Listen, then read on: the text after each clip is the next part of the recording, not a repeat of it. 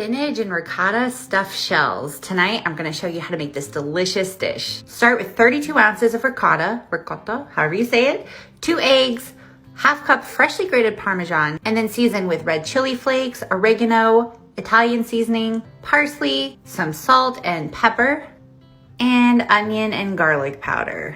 Then I'm gonna toss in about 1 cup of cooked and chopped spinach. Then mix until everything is well combined. I transfer this into a piping bag or a Ziploc bag with the end cut off. Pour your sauce of choice into your baking dish and spread a nice layer on the bottom. Tonight I have these jumbo shells. I'm just gonna take them and fill them with that ricotta filling. This amount, I end up getting 2 baking dishes worth, but I'm just showing you one. Once your dish is full, we're gonna cover everything with a layer of mozzarella cheese. Cover with foil and bake at 350 Fahrenheit for about 40 minutes. When it's done, all of your cheese should be melted and it should be nice and bubbly. When this is all finished, I do like to add a generous layer of parsley on top to add some color. And that is how you make